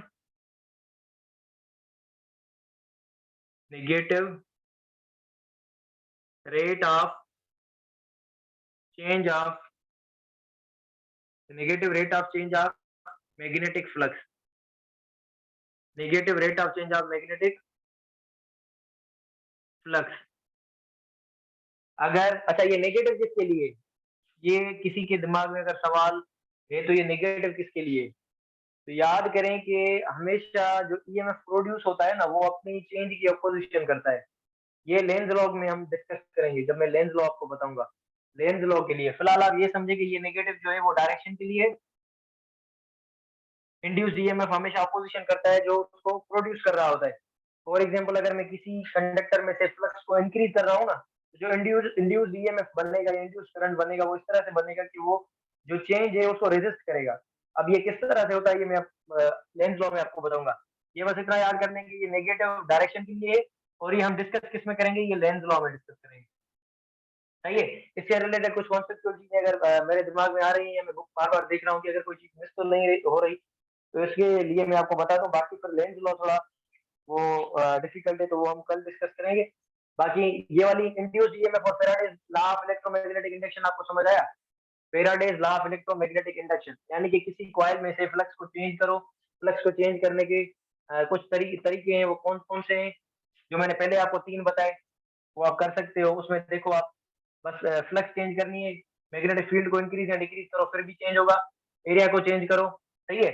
और जितना कम टाइम में चेंज करोगे उतना ईएमएफ ज्यादा होगा, क्योंकि ये इनवर्स है इसके साथ। E is inversely proportional to delta phi upon t। Time के साथ क्या है, इनवर्स। यानी कि जितना जल्दी चेंज करोगे, यानी कि जितना टाइम कम लगाओगे, उतना ईएमएफ ज्यादा होगा। सही है। अगर मैग्नेटिक लाइंस ज्यादा हैं, ज्यादा क्रॉस हो रही हैं कम टाइम के अंदर, तो ये ओवरऑल इसका वैल्यू ज्यादा होगा। ये वाली चीज क्लियर हुई। बिल्कुल बेसिक चीजें हैं, शुरू में मैंने आपको कॉन्सेप्ट बताए। अगर किसी को मजीद समझ ना आया हो तो वो लेक्चर दोबारा से देख ले। ये मेरी सजेशन आप याद कर लें कि अगर आपको कोई चीज कॉन्सेप्ट समझने में कोई मसला होता है, तो आप क्या करें, लेक्चर को स्पीड अप करके दोबारा से आप देख सकते हो। ठीक है। उससे आपके कॉन्सेप्ट जो है वो सेट हो जाएंगे, और बुक रीडिंग वगैरह कर लिया करो, या जो चीजें नोट करो वो लिख लिया करो, और बाद में मैं स्क्रीन शॉट वैसे भी आपको भेज देता हूँ। क्लियर हुआ ये? सिंपल था, इतना कोई मुश्किल वाली बात है ही नहीं। क्लियर हुई ये चीज?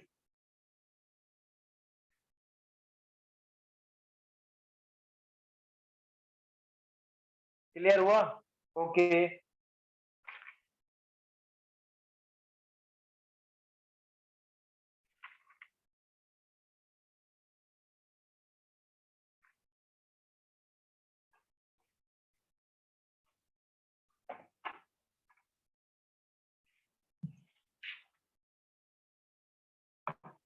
अरे नहीं, वैसे तो कौन पड़ी तू नेंटर पे है ना पाना तू, क्योंकि बिग बॉस मैंने में वीडियो।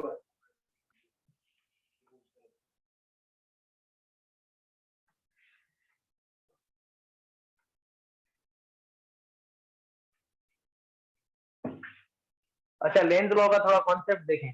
मैं थोड़ा आपको कॉन्सेप्ट समझा दूं, क्योंकि बुक रीडिंग से ये लॉ समझ में वैसे ही नहीं आता। ठीक है। लेंथ लॉ ये कॉन्सेप्चुअल लॉ है। अच्छा, ये किसके लिए होता है कि इसका फॉर्मूला भी यही है, negative delta phi upon T. ये इस नेगेटिव को एक्सप्लेन करने के लिए होता है। आपको पता है कि, अच्छा एक चीज और याद करें, इंड्यूस्ड करंट जो होता है ना, इंड्यूस्ड करंट, इंड्यूस्ड करंट जब किसी कंडक्टर को आप मूव करवाओगे, कंडक्टर की वेलोसिटी पर भी डिपेंड करेगा। डिपेंड्स, यहाँ पर मैं लिख रहा हूँ, depends upon conductor velocity. For example ये एक कॉइल है, इसको मैं इस मैग्नेटिक फील्ड के अंदर ला रहा हूँ, ये इस तरह से, ये यहाँ आई, फिर ये, यानी कि ये आगे जा रही है, फिर ये पीछे आ रही है। तो इसके अंदर जो करंट प्रोड्यूस होगा ना, वो दो चीजों पर डिपेंड करेगा, एक कंडक्टर की वेलोसिटी पर कि कितना इसको मैं जल्दी लेकर जा रहा हूँ, और कंडक्टर की एक वेलोसिटी पर डिपेंड करेगा कितना जल्दी आ रहा हूँ और कितना जल्दी इसको वापस ला रहा हूँ। कंडक्टर की वेलोसिटी, दूसरा ये डिपेंड करेगा resistance of conductor, resistance of conductor. ये चीज याद रखें, क्योंकि करंट रेजिस्टेंस के साथ कितना क्या होता है, inversely proportional, I is equal to V upon R. Resistance कम होगी तो करंट ज्यादा होगा। अच्छा, अभी ईएमएफ किसके बराबर होगा, ईएमएफ जो होगा वो आई इंटू आर। अब देखें, एक चीज कम हो रही है तो दूसरी चीज बढ़ेगी, दूसरी कम होगी तो ये चीज बढ़ेगी, तो ईएमएफ क्या होगा, कांस्टेंट। ये चीज याद रख लें। इंड्यूस करंट जो है वो डिपेंड करेगा कंडक्टर की वेलोसिटी पर, जब मैं इसको मूव करवा रहा हूँ, और दूसरा रेजिस्टेंस पर। इंड्यूस करंट डिपेंड करेगा कंडक्टर की वेलोसिटी पर, और दूसरा ईएमएफ पर। सही है। और एक चीज, लेंज लॉ किसे हम कहते हैं, लेंज लॉ हम बोलते हैं, लेंज लॉ इंड्यूस्ड करंट या ईएमएफ, इंड्यूस्ड करंट या EMF is always to oppose the cars oppose the cars producing it।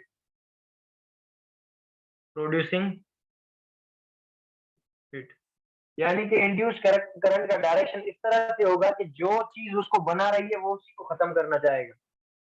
जैसे रोबोट मूवी के अंदर हुआ था। सही है, मूवीज देखते हो आप? तो मैं आपको एग्जांपल दे रहा हूँ कि इंड्यूस करंट इस तरह से होगा।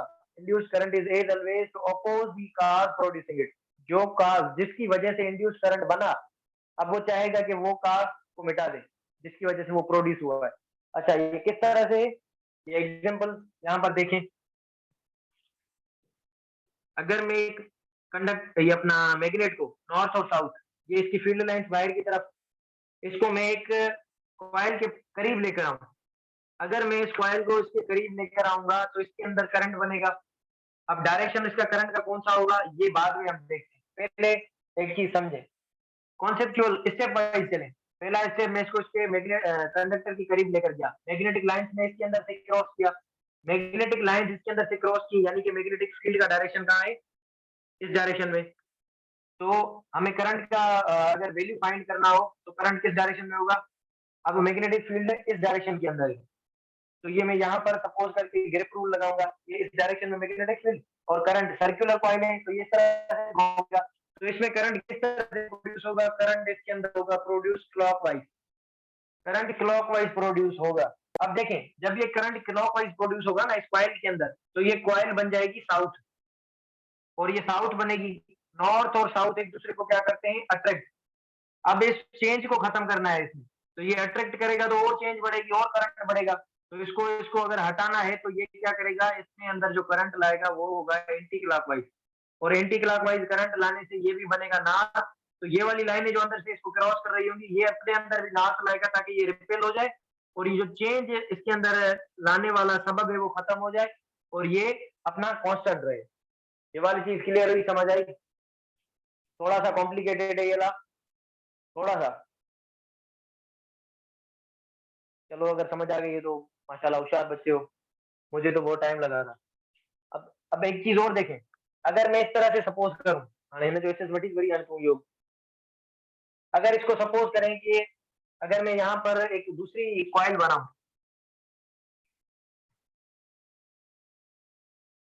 ठीक है, अगर ये मैंने एक दूसरी कॉइल बनाई है और इसके पास में एक मैग्नेट लेके गया, एक एक एक कंडीशन है जिसमें मैं इस मैग्नेट को इसके पास लेके जा रहा हूँ, इसकी वेलोसिटी 0 है, ये इसकी वेलोसिटी v है, और दूसरी कंडीशन ये है कि मैं इस मैग्नेट को इससे दूर लेके जा रहा हूँ। तो अब मजे वाला एक प्रोसेस होगा, वो आप देखना। अभी क्या होगा, ठीक है, अब जब इसमें से इसको हम करीब लाएंगे तो इसके अंदर मैग्नेटिक फील्ड लाइंस बढ़ेंगी, तो फील्ड का डायरेक्शन किस डायरेक्शन के अंदर है, ये अपवर्ड। ये अगर इसके फील्ड के अंदर इससे बाहर जा रही है तो करंट किस तरह से बनेगा, एंटी क्लॉकवाइज। ये अपना करंट किस तरह से बनेगा यहाँ पर, एंटी क्लॉकवाइज। अच्छा, ये देखने में इस तरह से लग रहा है, इसको इस तरह से रखो।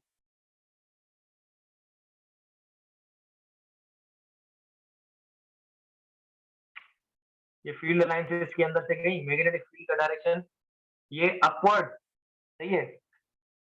अच्छा, अगर इसको हम नीचे से ऑब्जर्व करें, अगर इसको हम नीचे से ऑब्जर्व करें तो ये करंट किस तरह से घूमेगा, मैग्नेटिक फील्ड अपवर्ड, और ये एंटी क्लॉकवाइज। एंटी क्लॉकवाइज तो यहां से देखने में लग रहा है, ये एंटी क्लॉकवाइज लग रहा है। अगर इसको नीचे से देखेंगे तो ये क्या बनेगा, क्लॉकवाइज। अच्छा, एक चीज समझने वाली देखिए, अब ये क्या चाहेगा कि इसको इसको अपने अंदर करंट कौन सा प्रोड्यूस करना है जो ये नॉर्थ बन जाए। आप इतना याद रखेंगे, इसको बस इसको अपने यानी कि पास से पुश करना है, क्योंकि चेंज क्या है, मैग्नेटिक फील्ड लाइन अंदर की तरफ बढ़ रही है। हमें जो चीज करनी है कि वो ऐसा फेस इसको रखना है कि ये क्या करे, इस मैग्नेट को रिपेल करे, और इसके अंदर जो चेंज आ रही है मैग्नेटिक फ्लक्स, वो चेंज 0 हो, क्योंकि यही लेंज लॉ है, इंड्यूस्ड करंट इस डायरेक्शन में घूमेगा कि ताकि जो उसे चीज बना रही है, प्रोड्यूस कर रही है, वो उसे ही खत्म करेगा। अब तो मैग्नेटिक फ्लक्स इसके अंदर इंक्रीज करेगी, तो ये क्या बनेगा अपना, अगर नीचे से हम देखेंगे तो एंटी क्लॉकवाइज। अब एंटी क्लॉकवाइज, इस चेंज को खत्म करने के लिए इसको डायरेक्शन अपनी चेंज करनी पड़ेगी। वो कौन सी रखेगा डायरेक्शन, क्लॉकवाइज। क्लॉकवाइज सॉरी अपना क्लॉकवाइज रखेगा। तो जब आप इसको ऑब्जर्व करोगे, ऊपर से इसको ऑब्जर्व करोगे तो ये बन जाएगा नॉर्थ। तो नॉर्थ नॉर्थ को क्या करेगा, रिपेल, तो ये दोनों एक दूसरे से दूर चले जाएंगे ना, जो एक्सेस वर्क हो। इसको मैं दोबारा से समझाता हूँ आपको ताकि और क्लियर हो।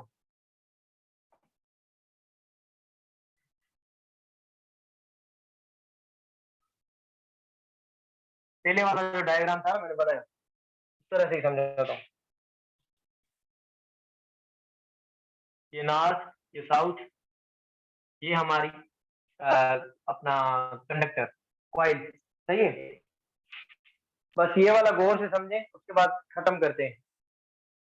यहाँ से फील्ड लाइंस, यहाँ से बस एक फील्ड का डायरेक्शन इस तरह से मैं शो करता हूँ बी। तो करंट जब सर्कुलर फॉर्म में हो, फील्ड के अंदर रखो इस तरह से, तो कॉइल किस तरह से घूमेगी, कॉइल किस तरह से घूमेगी, क्लॉकवाइज। कॉइल किस तरह से, सॉरी, करंट किस तरह से घूमेगा, क्लॉकवाइज। करंट का डायरेक्शन क्या बना, क्लॉकवाइज नॉर्मली। जो इस फ्लक्स की वजह से बन रहा है, ये किसकी वजह से, ड्यू टू फ्लक्स। अभी इसको ऑपोजिशन करनी है। जब लेंज लॉ लगेगा तो ये क्या करना चाहेगा, लेंज लॉ। अब जो इसे करंट बना रहा है वो क्या बन रहा है, क्लॉकवाइज जो फील्ड आ रही है। तो इसको जब ये क्लॉकवाइज घूमेगा तो क्या बनेगा, साउथ। तो साउथ और नॉर्थ एक दूसरे को क्या करते हैं, अट्रैक्ट। लेकिन इसको अपने आप से दूर भगाना है, तो ये क्या करेगा, ये बन जाएगा नॉर्थ। तो इसको नॉर्थ बनने के लिए इसमें जो करंट प्रोड्यूस करना पड़ेगा वो हमें एंटी क्लॉकवाइज डायरेक्शन के अंदर प्रोड्यूस करना पड़ेगा। पहली कंडीशन तो ये क्या बन जाएगा, नॉर्थ। तो नॉर्थ नॉर्थ क्या करता है, रिपेल। पहली कंडीशन तो ये। जब मैंने कंडक्टर क्या किया है, इसको करीब लाया है, तो ये कंडीशन हो रही है, क्योंकि इसके अंदर से फ्लक्स इंक्रीज कर रहा है, उसकी वजह से करंट क्या प्रोड्यूस होगा, मैग्नेटिक फील्ड के डायरेक्शन में डायरेक्शन फाइंड करो इस तरह से, और फिर घुमाओ फिंगर्स को, तो करंट क्लॉकवाइज। अब हमें क्लॉकवाइज नहीं चाहिए, हमें क्या चाहिए, एंटी क्लॉकवाइज। तो वो जब इस तरह से करेंगे तो ये बन जाएगा नॉर्थ, और ये करेगा इसको रिपेल, और यही हमारा है लेंज लॉ। दूसरी कंडीशन क्या है, अब देखना दूसरी मजे वाली चीज क्या होगी। ये जब लेंज लॉ हम लगाएंगे, अगर मैं इस कंडक्टर को इससे दूर लेके जाऊं, अब देखें, अगर मैंने कंडक्टर पहले यहां रखा, अब इसमें से कुछ फ्लक्स क्रॉस कर रही है, फ्लक्स इसमें से कुछ क्रॉस कर रही है। जब मैं इसको दूर लेके जाने की कोशिश करूंगा इस डायरेक्शन के अंदर, तो ये क्या करेगा, इसमें से फ्लक्स फ्लक्स क्या करेगी, इसमें से डिक्रीज। अब ये चाहेगा कि फ्लक्स मेरे अंदर इंक्रीज हो, फ्लक्स इसके अंदर क्या कर रही है, डिक्रीज। अब ये चाहेगा कि कंडक्टर फ्लक्स मेरे अंदर इंक्रीज हो, तो फ्लक्स इंक्रीज तब होगी जब ये इसके पास रहेगा। तो पास रखने के लिए इसको अपना फेस जो बनाना पड़ेगा वो बनाना पड़ेगा साउथ, क्योंकि नॉर्थ और साउथ में क्या होती है, अट्रैक्शन। तो अट्रैक्शन होगी तो दोनों पास रहेंगे, तो फ्लक्स इसके अंदर से मजीद बढ़ेगा। यानी कि एक चीज अब अगर आप ऑब्जर्व करो कि अगर ये इसके पास आ रहा है तो ये इसको दूर धकेल रहा है, लेकिन ये अगर इसके दूर जा रहा है ना, तो ये इसको पास लाने की कोशिश कर रहा है। तो ये ना इसको पास आने दे रहा है, ना इसको ये दूर जाने दे रहा है। तो यही लेंज लॉ की जो है वो स्पेशलिटी है कि ये इन चीजों के बारे में बताता है, और काफी अच्छी खासी कॉम्प्लिकेटेड चीजें इससे रिजॉल्व होती हैं। तो मैं आपको बोलूंगा कि इस लॉ को कभी अंडर एस्टिमेट मत करना, क्योंकि ये लॉ कॉम्प्लिकेटेड है, इसमें से सवाल काफी आते हैं। अच्छा हाँ, देखें सेकंड मुकद्दस, देखें यहाँ पर ये कंडक्टर है, ठीक है। अगर मैं इस कॉइल को इससे दूर लेकर जाऊंगा, इस कंडक्टर को अगर मैं, सॉरी, अपना इस मैग्नेट को अगर मैं दूर लेकर जाऊंगा तो इसके अंदर से फ्लक्स लाइंस कम होंगी, ठीक है। लेंज लॉ क्या कहता है कि जो करंट यानी कि जिसकी वजह से करंट प्रोड्यूस होगा, हमें वो चीज खत्म करनी है। तो यहाँ पर फ्लक्स क्या कर रही है, डिक्रीज, उसी की वजह से करंट प्रोड्यूस हो रहा है। तो हमें क्या करना पड़ेगा, फ्लक्स को इंक्रीज करना पड़ेगा, तभी तो इसका इफेक्ट खत्म होगा। तो फ्लक्स को इंक्रीज करना है, तो इसका मतलब ये है कि ये इसके पास रहे, ताकि इसमें से लाइनें काफी क्रॉस करें। तो इसको अगर हमें यहाँ पर रखना है या इसको हमें दूर नहीं जाने देना, तो उसके लिए हमें इसको इस डायरेक्शन में करंट को घुमाना पड़ेगा कि ये साउथ रहे, यानी कि ये करंट क्लॉकवाइज डायरेक्शन के अंदर घूमे। जब ये करंट क्लॉकवाइज डायरेक्शन के अंदर घूमेगा तो ये रहेगा साउथ, और ये नॉर्थ और साउथ एक दूसरे को करेंगे अट्रैक्ट, तो इस मैग्नेट को ये दूर जाने नहीं देगा। अभी क्लियर हुआ, अभी क्लियर हुआ ये एक लाभ बड़ा है काफी।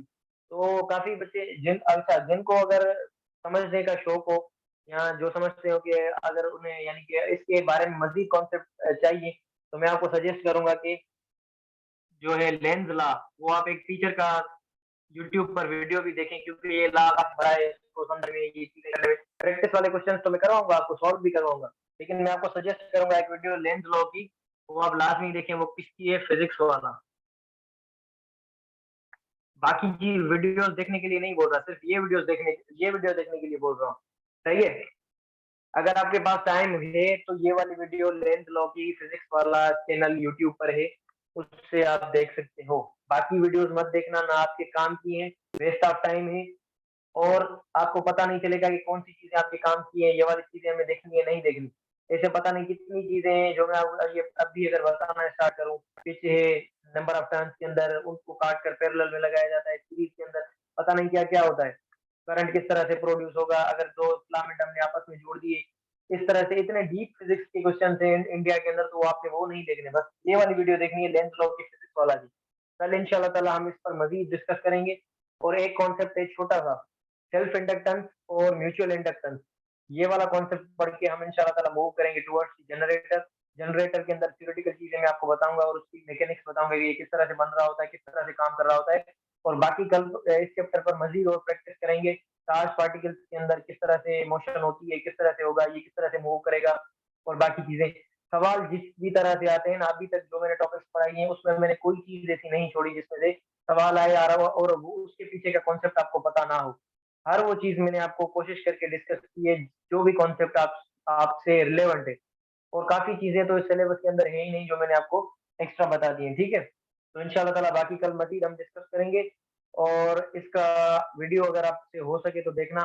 कल इस लेंस लॉ पर मज़ीद मैं 1-2 क्वेश्चंस और करवाऊँगा और इसको दोबारा से एक्सप्लेन करूँगा ताकि अगर समझ ना आया हो तो वो क्लियर हो जाए, ठीक है? Wish you all the very best. अल्लाह हाफ़िज़।